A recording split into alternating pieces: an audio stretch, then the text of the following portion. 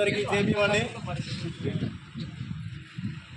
మన దేశంలో ఉన్న 85% ప్రజల యొక్క హక్కులను తారరాస్తున్న మానవవాద పార్టీలు ఏవైతే ఉన్నాయో ప్రతి ఒక్కరికి రాజ్యాంగం ఇచ్చిన ఆర్టికల్ 19 1A BCD ప్రకారము స్వేచ్ఛ భావ ప్రకటన ఎక్కడైనా అందరు కలిసి చర్చించుకునే విధానం రాజ్యాంగ ప్రకారం ఉంటే ఈ మనువాద పార్టీలు ఓబీసీల కోసం ఏర్పాటు చేసిన ఒడిశాలోని గ్రౌండ్లో ఉన్న ప్రధానంగా 45వ మహాసభ జరుపుకుంటున్న బాంసేప్ సంస్థకు పర్మిషన్ 6 నెలల ముందు ఇచ్చి ఒక్కరోజు ముందు అనగా 11 గంటల ముందే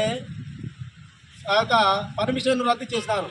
అంటే అక్కడ ఉన్న కలెక్టర్ గారు అదేవిధంగా ఎస్పీ గారు కూడా పర్మిషన్ ఇచ్చిన తర్వాత కూడా ఓబీసీల ప్రజల యొక్క స్వేచ్ఛను ప్రకటించుకునే హక్కు లేదా? భారత రాజ్యాంగం ప్రకారము ఆర్టికల్ 14 ప్రకారము అందరం సమానమే అంటున్నాం. మరి పర్మిషన్ ఇచ్చి రద్దు చేయడం ఎందుకు? అలాంటప్పుడు ఇవ్వకుండా ఉండాల్సింది. వారి పనులు తీసుకునే వాళ్ళు అంటే ఓబీసీ ప్రజలు, ఎస్సీ ఎస్టీ బీసీ భూమి నివాసి ప్రజలు వాళ్ళ హక్కులను వారు చర్చించుకోవడం తప్ప, అలానప్పుడు ఆర్టికల్ 21 ప్రకారము స్వేచ్ఛ ప్రకారంగా అందరూ కూర్చొని చర్చించుకునే విధానం ఉంది కదా రాజ్యాంగంలో. మరి ఇలాంటి ఉన్న పరిస్థితుల్లో ఓబీసీల యొక్క 85% ప్రజల యొక్క స్వేచ్ఛగా ప్రకటించుకునే ఈ భావ ప్రకటనను హరించడము ఎంతవరకు సమంజసము?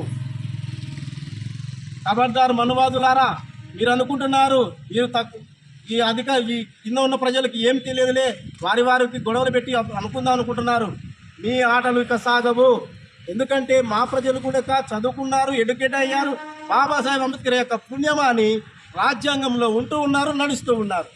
ఇకపై మీరు ఎలాంటి దాడులకు లేక అనుమతులు ఇచ్చి కూడా రద్దు చేసే లేదంటే రాజ్యాంగ విరుద్ధంగా చేసే క్రియలు మానుకొని ప్రతి ఒక్కరూ కూడా సమానత్వంగా జీవించే అందరికీ హక్కుగా ఉన్న రాజ్యాంగ ప్రకారం నడుచుకోవాలని గుర్తు చేస్తూ, ఎలాగైతే మీరు ఆ పర్మిషన్ ఇచ్చి తీసేశారో ఆ దానికి ప్రతికూలంగా ఈ నెల 5వ తారీఖున, అదేవిధంగా 17వ తారీఖున, ఈరోజు 22వ తారీఖున, అదేవిధంగా 24 వచ్చే నెల ఫిబ్రవరి 2వ తారీఖున కూడా మీ యొక్క కార్యాలయం ముట్టించబోతున్నాము.